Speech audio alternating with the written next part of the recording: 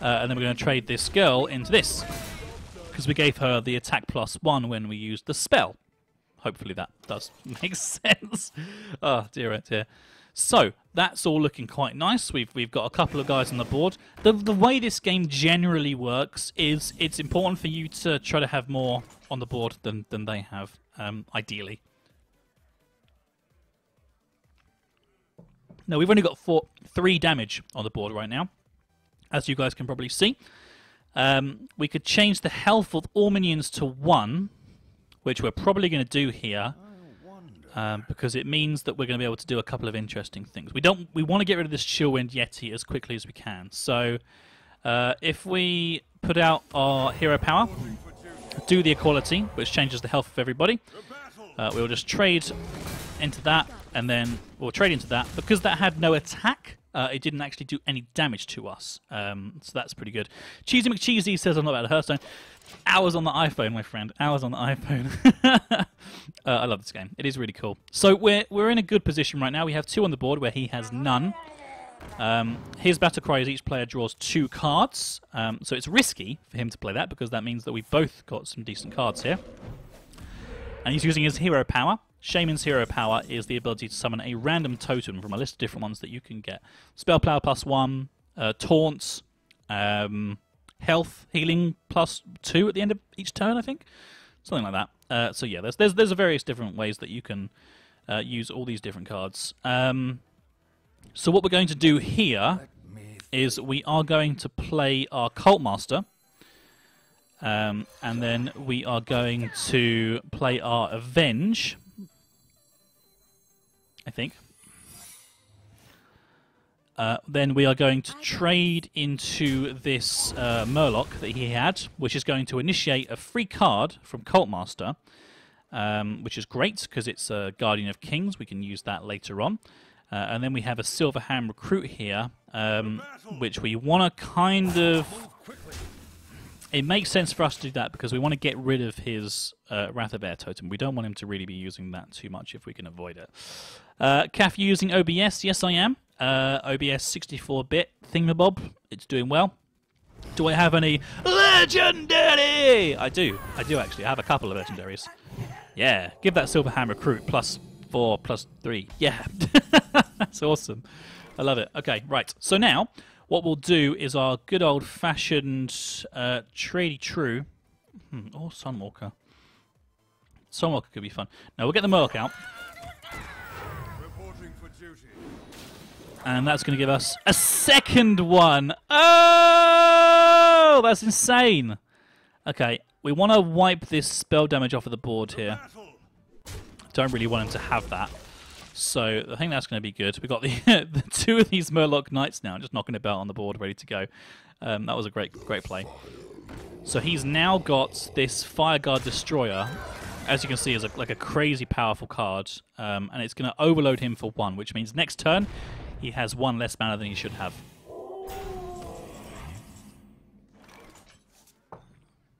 So as you can see now, he's not doing too badly. He's given himself a couple of taunt cards with these Spirit Wolves. And we need to think about doing something big here. We need like a big play. We could taunt and Divine Shield. Well, we really need to play this. We need to inspire, basically, to get anything out of the Murloc Knight here. That's an interesting play. We've still got this +4, +3. So what we're going to do is we're going to trade into... If we trade into these taunts here, that guy doesn't die, that guy doesn't die. We'll trade this dude into here, and then we will play our Elven Archer to take care of one of those things that he's got there. And then we will finish off by casting a Violet Teacher for us to be able to use if we get a spell next turn. Oh, my God.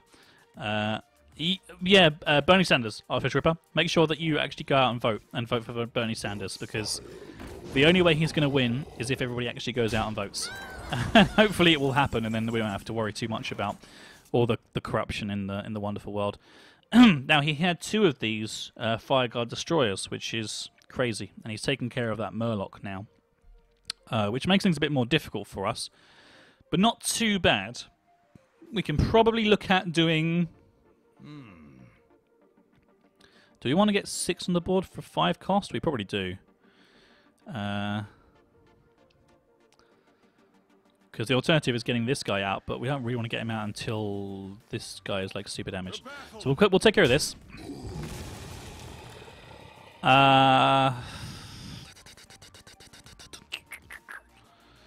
Let's get... yeah, let's get him out. So we got a good spread on the board here. What we want to do is not waste anything really, if we can avoid it. So it's, I don't really want to kill this. 4, 5. Okay, let's just do this. Get rid of those 2, and then face for the rest. There we go. It's all about trying to make sure that you keep the cards on the board that you're happy with. Artificial Ripper. When you surf Reddit, you kind of know about American politics because it gets talked about quite a lot.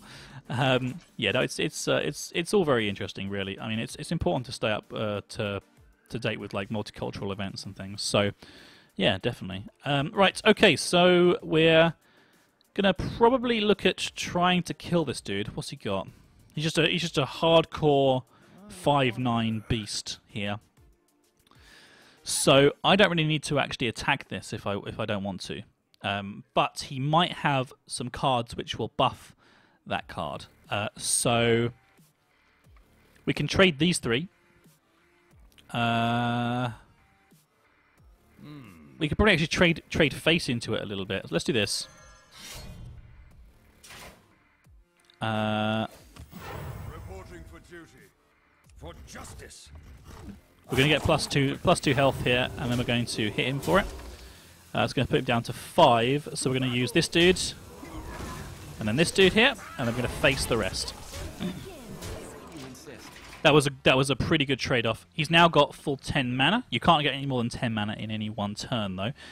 General, I have played Ark Survival Evolved. There's around about 5 episodes of it on my channel right now. If you want to watch them, they are up there. They are good to go. It was pretty fun to play. I might do some more at some point, but for now, I'm focusing on other games. So, what do we think? Let's get him down to... Let's get rid of his Divine Shield.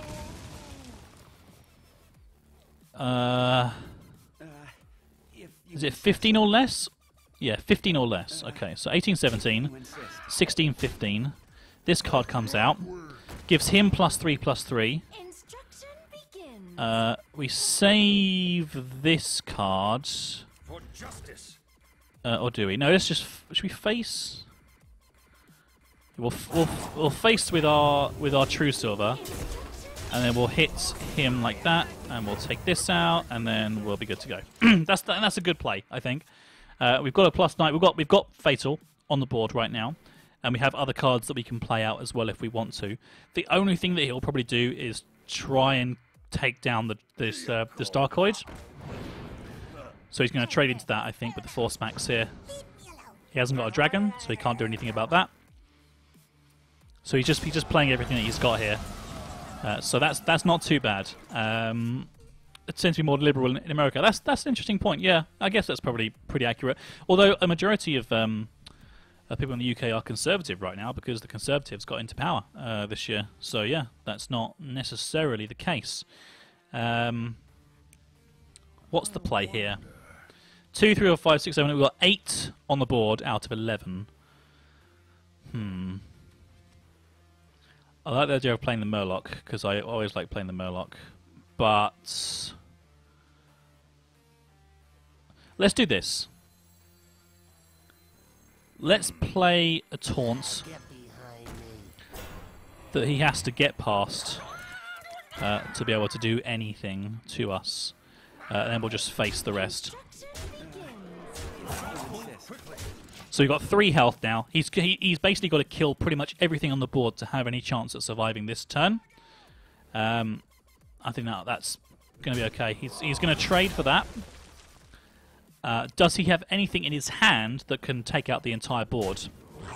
He's going to trade into the Murloc here. Again, is he? Dragonkin Saucer. Taunt Totem? No, Spell Damage Totem. Well played. So there you go. That's a second win. 2-0. Really nice. Cortom says BRB. And thank you for hosting me, Cortom, as well. Very kind. It's good to see you doing your job. Yeah. Fantastic. 2-win. Paladin Arena. Update. Changes saved. Good stuff. Right, okay.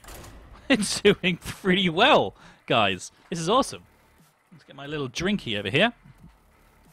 With this show today is sponsored by Haswell CPU coolers. Don't know really. I have no idea. We're actually going to be doing, believe it or not, the CaffCast is moving into more tech videos. We're going to be doing reviewing some Skylake motherboards, more particularly the MSI Z710A. I think it's the super duper game one, which is really cool. That's going to be really interesting to have a chance to look at that and do some reviews and stuff. Mages are always very hard. So, and we're going first this time, so we're going to have to get rid of those 2 cards, although they are very good. I mean, we've got a 3 and a 4 turn play here, but nothing for 1 and 2. We don't really want to have to go for that many turns without any plays. So hopefully I'll draw a decent card here. Hopefully. Who knows? 2-win Paladin Arena. We're doing it. We're making it happen. That's going to be awesome. Hopefully you guys agree. Are we going to be able to survive, though? Can we keep this going? Can we make this last? Is the most interesting question. Saucepan is still not working. Poor old Saucepan. Yep, we can't do anything first turn. We can do a turn 2 basic reinforce. So that's something we'll probably end up doing, I expect. Yeah, it looks like it, so that's fine. He didn't do any turn 1 anyway, so that's fine.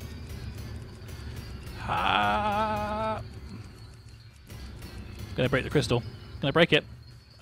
I'm gonna break it. It's so funny. It's just weird things that you can do on the board. Let's see what's going on Twitter. Everybody is tweeting out about things. Good job, everybody. Good job. Well done. That's all looking awesome. This is a nice little song, this. So we'll get Master of a Battle out after this. That's going to be very useful, I think. Turn 3, that's turn 3. Turn 4 is probably the Violet Teacher. Turn 5 is the Blueberry Bodyguard. Turn 6 is the Murloc Knight with the Inspire. Looking like a pretty good hand, to be honest with you. Not too bad. All these cards are really nice cards, so I think we're doing okay right now. Well met. Summon a 1/1 Silverhand Recruit on an Inspire. That could be something I want to try and kill if I get the opportunity to do so, but I doubt I will. Just hit that for a little bit. Try and get it down to its minimum health, so she can only use the Inspire once if she gets a chance to use it.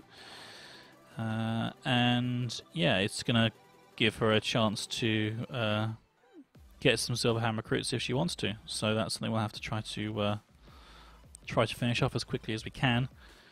Turn 4 is looking okay. We have got In Master as well. If we wanted to change up turn 4, we can do that. But we also have this Violet Teacher, which is really good. Looking at Japan, Crayon, it seems really expensive for the items you get. Would you agree? Japan, in general, is quite an expensive country. If you've ever been, then you'll already know this, but it's like one of the most expensive places to live in the world. So I wouldn't say it's like crazy expensive for the money. I would say it's kind of like averagely priced. Them and Tokyo Treat are both reasonably competitive in the market in that sort of like particular industry. So I don't think they're too bad. Let's go with this as our turn 4 instead. I think that's quite a good play. And that's going to give us a second minion as well. So yeah, you can't say fairer than that. Yeah, everything's pretty expensive out there. So like considering the fact that you're getting like however many